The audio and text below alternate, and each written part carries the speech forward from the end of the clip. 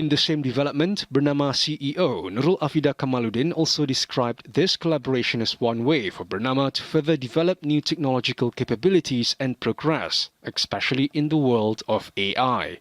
Okey, bercerita mengenai latar belakang research, saya sebenarnya bila masuk bidang pendidikan, saya continue apa yang saya pengalaman di industri. Cuma on that case, saya turn whatever the academic problem into experience pada industri lah.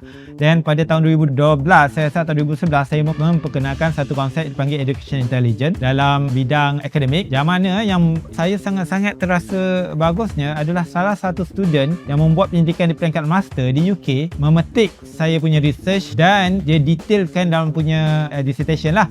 Dan dalam tesisnya memang ada ditulis yang Educational Intelligence is proposed by nama saya. So I think this is something yang is all about research. It's not only how many publication kita buat, tetapi how many people yang dapat manfaat daripadanya atau refer kepada researcher. Bila cerita pasal research, saya ada fundamental research, tapi research saya kebanyakannya more to solve industrial punya problem. Kalau daripada saya sambung PhD dalam bidang AI, kita panggil bidang sentiment analysis, analisis data-data berbentuk teks di UK, yang mana SB saya juga adalah CEO kepada spin-off company university. Spin-off ni dia company yang di industri lah. That's why I'm start bidang yang dipanggil sentiment analysis. Sentiment analysis ni bermaksud kita analyse mengenai sentimen orang kan dalam teks, dalam social media. So this is yang kita buat. Bila balik ke Malaysia, during that time saya sentiasa fikirkan siapa yang akan dapat benefit for this kind of technologies atau this kind of research dapat. So kita tak nak research kita hanya di dalam dunia akademik. That's why I came out dengan berkenalan dengan seorang daripada bernama Malaysian News Agency.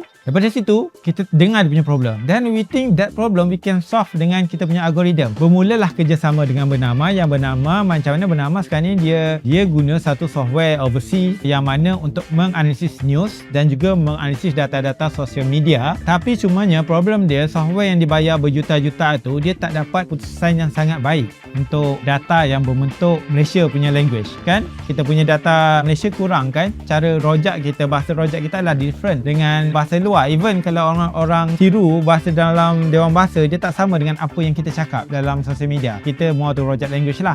That's why we came out dengan satu solution, kita panggil produk yang dipanggil DataSpeak. Bila kita buat DataSpeak ni adalah satu software yang boleh analisis social media punya platform dan news. Kami berkolaborasi dengan Bernama, yang mana Bernama memberi grant tak salah saya $150,000 untuk build up the system dan juga solve the solution.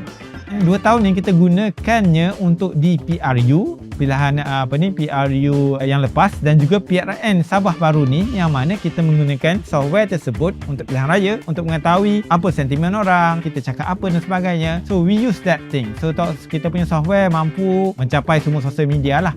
Daripada Bernama punya project, that's why yang saya cakap pada asal tadi, bila saya cakap lecturer ni membuka ruang kepada semua. So antara salah satu bidang dalam lecturer adalah fokus kepada commercialization. Commercialization ni adalah lecturer boleh create company menggunakan teknologi yang kita ada.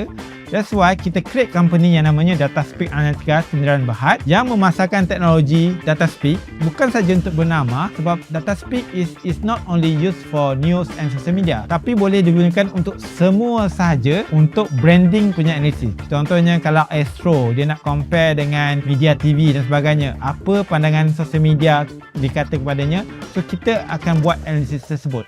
So this is something yang kita dapat feedback. Newsty untuk corporate com, dia boleh tahu what the hidden side of social media. So itu yang teknologi yang kami bawa kepada market lah. Okay, selain itu bercerita pasal teknologi dan sebagainya, kami juga baru keluarkan, macam saya cakap, konsep Education Intelligence. So the recent one adalah awal tahun ni kita keluarkan buku Business Intelligence in Higher Education. Buku ni dipublish oleh Springer. Springer ni adalah satu publisher yang kalau semua orang tahulah, one world dunia. Dan buku ini dipasarkan di seluruh dunia dan kami mendapat feedback, sambutan sangat menggalakkan. Cuma nak tahu kos buku ini berapa? Saya sendiri pun tak mampu beli sebab ini adalah copy free diberi. Harganya adalah lebih kurang dalam RM650 untuk this book. So this is something that we need to proud. So satunya research kita ke dunia, dan untuk mendapat buku ni there are several penilaian yang dibawa. So itu yang kita nak lah. So kita nak Uniza walaupun jauh di tembilan sebagainya, tapi kita bukan asing di dunia. Itu yang penting.